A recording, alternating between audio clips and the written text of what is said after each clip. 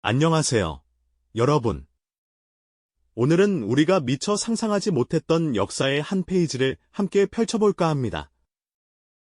늘 왕의 그림자처럼 존재했고 화려한 궁궐 생활 뒤편에 가려져 있던 이들, 바로 조선시대의 내시들이죠. 우리는 그들의 삶을 흔히 비극적 운명으로만 그려왔습니다. 하지만 과연 그들의 삶은 불행으로만 가득했을까요? 역사의 기록들을 자세히 들여다보면 우리가 생각했던 것과는 전혀 다른 의외의 깨달음을 주는 행복론이 그들만의 방식으로 숨겨져 있었다는 사실을 발견하게 됩니다.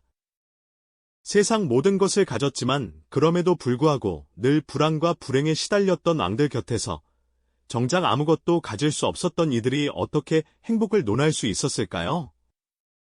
그들은 평범한 사람들이 당연히 누리던 많은 것들을 포기해야만 했지만 아이러니컬하게도 그 결핍 속에서 삶의 본질을 꿰뚫어보는 깊은 지혜를 얻었던 것으로 보입니다. 오늘날 모든 것을 소유하려 애쓰면서도 마음 한구석이 늘 허전한 우리 현대인들에게 그들의 이야기는 우리가 놓치고 있는 일상의 소중함과 진정한 만족이 어디에서 오는지를 다시 한번 일깨워주는 소중한 단서가 되어줄 것입니다. 그렇다면 그들이 우리에게 전하는 첫 번째 지혜는 무엇일까요? 바로 결핍이라는 독특한 조건이 낳은 역설적인 통찰, 즉 욕망을 다스리는 지혜에 관한 이야기입니다. 육체적인 결핍과 엄격한 사회적 한계 속에서 살아갔던 내시들은 일반적인 사람들이 추구하는 세속적인 욕망, 이를테면 자식을 낳아 대를 잇는 일, 엄청난 재산을 모으는 일, 혹은 높은 명예를 얻는 일 등에서 어떻게 초연할 수 있었을까요? 아니면 그 욕망을 전혀 다른 방식으로 채워나가며 마음의 평화를 찾아갔던 것일까요? 생각해보면 내시들은 태어날 때부터 혹은 어린 나이부터 이미 많은 것을 잃고 시작해야만 했습니다. 하지만 바로 그 지점에서 그들만의 특별한 행복론이 싹트기 시작했던 것이죠. 자식을 가질 수 없었던 그들은 흔히 조카를 양자로 들여 친자식처럼 사랑으로 보듬었습니다. 궁궐의 한적한 처소에서 묵묵히 책을 읽고 있는 나이든 내시의 뒷모습을 상상해보세요. 어쩌면 그 노내시의 평온한 얼굴에는 어린 시절부터 혹독한 훈련을 견뎌내며 세상의 욕망으로부터 한 발짝 떨어져 자신만의 내면을 가꾸어 온 세월의 흔적이 고스란히 담겨 있을지도 모릅니다. 양자로 맞이한 어린 조카를 보며 흐뭇하게 미소 짓는 내시의 모습은 혈연이라는 굴레를 넘어선 진정한 사랑이 무엇인지를 보여주는 따뜻한 장면이 아닐까요? 또한 내시들은 왕실의 막대한 재산을 관리하는 중요한 역할을 맡았습니다. 엄청난 보물과 재화를 매일같이 접하면서도 오히려 소유에 대한 집착을 버리고 마음의 평온을 얻었던 이들도 많았다고 합니다. 눈앞에 화려한 금은보화가 펼쳐져 있지만 그것이 자신의 것이 아님을 너무나도 명확히 아는 상황. 어쩌면 이런 환경이 소유욕을 키우기보다는 모든 것이 잠시 맡겨진 것일 뿐이라는 무소유의 철학을 자연스럽게 깨닫게 해주었을지도 모릅니다. 궁궐의 금고 앞에서 장부를 정리하는 내시의 심정은 어떠했을까요? 아마도 그는 눈앞의 부귀가 영원하지 않다는 진리를 누구보다 먼저 깨달았을 것이고 진정한 부는 마음속에 있다는 것을 알아차렸을 것입니다. 이렇듯 내시들은 자신들이 처한 독특한 상황 속에서 세상이 흔히 말하는 행복의 기준과는 다른 자신들만의 방식으로 욕망을 다스리고 마음의 평화를 찾아가는 놀라운 지혜를 보여주었던 것이죠. 그들의 삶은 우리가 생각하는 비극적인 운명과는 사뭇 다른 역설적인 통찰과 깊은 깨달음으로 가득 차 있었습니다. 결핍이 오히려 삶의 본질을 더 깊이 들여다보게 하는 거울이 되었던 셈이죠. 결핍이 오히려 삶의 본질을 더 깊이 들여다보게 하는 거울이 되었던 셈이죠. 이러한 통찰은 궁궐이라는 특수한 환경에서 내시들이 살아남기 위한 지혜와도 맞닿아 있었을 겁니다.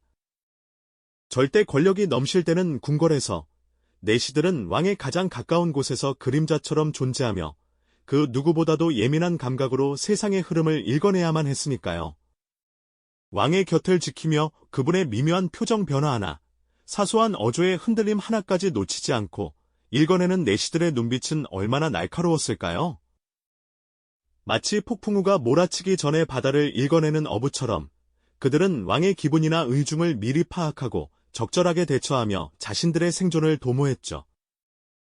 때로는 왕명을 전달하는 과정에서 단어 하나, 행동 하나에도 신중을 기하며 혹시 모를 오해나 갈등의 불씨를 사전에 차단하는 역할을 수행했습니다. 한치의 오차도 용납되지 않는 궁중 생활 속에서 그들의 처세술은 단순한 생존 기술을 넘어선 고도의 심리전이자 인간관계의 예술에 가까웠다고 할 수 있을 겁니다. 게다가 내시들은 왕과 신하들 사이, 혹은 신하들 간의 첨예한 암투 속에서 자신들만의 중립적인 위치를 지켜야만 했습니다. 어느 한쪽에 치우치지 않고 조용히 자신의 소임을 다하며 거대한 권력의 소용돌이 속에서도 흔들리지 않는 중심을 잡는 것이 그들의 지혜였죠. 마치 거센 물살 속에서도 뿌리를 굳건히 내린 강가의 버드나무처럼 그들은 겉으로는 유연해 보이지만 내면으로는 단단한 처세로 위기를 넘기고 자신들의 존재감을 묵묵히 드러냈습니다. 동료 내시들과의 관계 역시 중요했습니다. 궁궐이라는 폐쇄적인 공간 안에서 서로 의지하고 소통하며 때로는 함께 궁궐 청소를 하거나 소박한 대화를 나누며 끈끈한 유대감을 형성하기도 했죠. 이러한 관계 속에서 그들은 서로에게 기대고 위로하며 각자의 역할을 충실히 수행하는 든든한 버팀목이 되어 주었습니다. 하지만 이처럼 긴장감 넘치는 궁중 생활 속에서도 내시들은 자신들만의 방식으로 소박한 행복을 찾아내며 삶의 균형을 유지했습니다. 화려하고 번잡한 궁궐의 이면에는 그들만의 정갈하고 조용한 일상이 숨겨져 있었던 것이죠. 궁궐 한켠에 마련된 작은 텃밭에서 직접 채소를 가꾸는 내시의 손길은 얼마나 정성스러웠을까요? 씨앗을 심고 물을 주며 싹이 트고 열매를 맺는 과정을 지켜보는 것은 그들에게 세상의 순리를 깨닫게 하고 작은 생명의 경이로움을 선물해 주었을 겁니다. 흙을 만지고 자연과 교감하며 얻는 만족감은 그 어떤 권력이나 부귀영화보다도 값진 것이었을 테죠. 또한 그들은 서화를 즐기며 내면의 세계를 풍요롭게 가꾸기도 했습니다.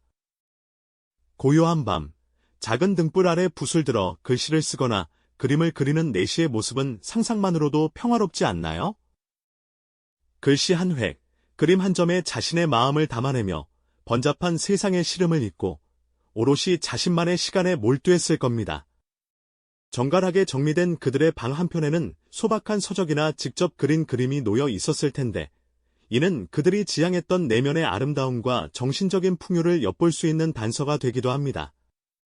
궁궐 담벼락 너머 저작거리에서 들려오는 소박한 웃음소리, 혹은 왁자지껄한 시장의 활기찬 소리에 귀 기울이며 바깥 세상을 조용히 관찰하는 내시들의 모습도 있었을 겁니다. 직접 참여할 수는 없지만 멀리서나마 세상의 움직임을 느끼고 그 속에서 자신만의 의미를 찾는 행위는 그들에게 작은 위안과 즐거움을 주었겠죠. 오랜 법과 함께 차를 마시며 지난 날을 회상하고 서로의 안부를 묻는 노내시들의 담소는 또 얼마나 따뜻했을까요? 그들의 대화 속에는 궁중 생활의 애환과 함께 팍팍한 삶 속에서도 잊지 않았던 인간적인 정과 소박한 기쁨들이 고스란히 담겨 있었을 겁니다.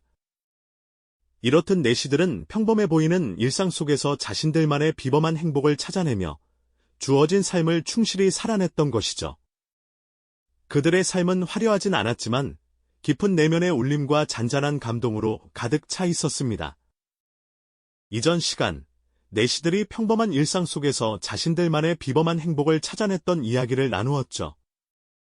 그렇다면 그들은 과연 피할 수 없는 운명과 사회적인 낙인에 대해서는 어떤 태도를 가지고 삶을 살아갔을까요? 그들은 태어날 때부터 정해진 것은 아니었지만 선택의 여지 없이 받아들여야 했던 그들만의 특별한 삶의 조건과 사회적인 낙인을 어떻게 마주하고 극복했을지 궁금해지지 않으세요? 피할 수 없는 현실 앞에서 그저 좌절하기만 했을까요? 아니면 또 다른 의미를 찾아 자신만의 방식으로 삶을 재정의했을까요? 우리는 바로 이 지점에서 내시들의 깊은 통찰과 지혜를 엿볼 수 있습니다. 그들은 자신에게 주어진 운명을 그저 받아들이는 데 그치지 않고 오히려 그 안에서 새로운 삶의 가치를 발견하려 애썼습니다. 육체적인 결핍과 사회적인 제약이 분명 존재했지만 내시들은 이를 불평의 근원으로 삼기보다는 오히려 세속적인 욕망에서 벗어나 내면의 평화를 찾는 계기로 삼았던 것이죠. 어쩌면 그들에게는 자식에 대한 욕심, 재물에 대한 집착, 혹은 명예를 향한 끝없는 갈증이 일반 사대부들만큼 강하지 않았을지도 모릅니다. 대신 그들은 자신에게 주어진 자리에서 묵묵히 소임을 다하며 작은 것에서 만족을 느끼는 법을 터득했습니다. 기록을 살펴보면 어떤 내시들은 자신들의 삶을 담담하게 마무리하기 위해 묘비를 미리 준비했다고 하죠. 이는 죽음을 두려워하거나 회피하기보다 삶의 한 과정으로 자연스럽게 받아들이고 스스로 정리하려는 의지를 보여주는 대목입니다. 궁궐의 고요한 밤, 지붕 위로 둥실 떠오른 보름달을 바라보며 깊은 생각에 잠긴 늙은 내시의 모습은 어쩌면 자신의 지나온 삶과 다가올 죽음에 대해 초연하게 성찰하는 순간이었을지도 모릅니다. 그들에게 죽음은 끝이 아니라 또 다른 평화로운 안식처로 향하는 문이었을 겁니다. 자신들의 존재 가치에 대한 성찰 또한 남달랐을 것입니다. 왕의 그림자이자 역사의 뒤편에 가려진 존재로서 자신들의 이름이 역사에 크게 기록되지 않을 것임을 알면서도 그들은 묵묵히 자신의 소임을 다했습니다. 그들에게는 거창한 명예나 후세의 길이 남을 업적보다 주어진 자리에서 최선을 다하고 궁궐의 질서를 유지하는 것이 더 중요한 가치였을 테니까요. 어린 내시들이 궁에 들어와 낯선 환경에 적응하고 훈련을 받을 때 나이든 내시들은 그들에게 삶의 지혜와 궁중 생활의 노하우를 전수하며 든든한 버팀목이 되어주기도 했습니다. 이는 단순히 기술적인 지식 전달을 넘어 자신들이 겪었던 고난과 그 속에서 얻은 깨달음을 후배들에게 나누어주는 과정이었습니다. 이곳에서의 삶은 녹록지 않지만 마음먹기에 따라 얼마든지 평화로울 수 있다고 조언했을지도 모르죠. 세속의 욕망에 휘둘리지 않고 주어진 역할에 충실하면 그 안에서 진정한 만족을 찾을 수 있을 것이라는 가르침도 있었을 겁니다. 그렇게 그들은 자신들의 경험을 통해 얻은 삶의 통찰을 다음 세대에 전하며 비록 혈연으로 이어진 가족은 아니었지만 또 다른 의미의 가족을 만들어 나갔던 셈입니다. 내시들에게는 혈육을 잇는다는 일반적인 의미의 대가 끊어지는 것이었지만 그들은 양자를 드리거나 조카를 입양하여 가문을 잇는 방식을 택하기도 했습니다. 이는 단순한 형식적인 계승을 넘어 자신들의 삶을 통해 얻은 정신적 유산을 이어가려는 깊은 염원을 담고 있었을 겁니다. 자식 대신 입양한 조카를 보며 따뜻하게 미소 짓는 늙은 내시의 얼굴에는 혈연을 넘어선 깊은 사랑과 삶의 연속성에 대한 희망이 고스란히 담겨 있었을 테죠. 그들에게 가족은 혈연으로만 정의되는 것이 아니라 마음으로 이어지는 유대감을 통해 더욱 확장될 수 있는 개념이었던 겁니다. 궁궐이라는 폐쇄적인 공간 속에서 그들은 서로에게 의지하며 공동체를 형성했고 각자의 자리에서 작은 행복을 찾아내며 삶의 의미를 부여했습니다.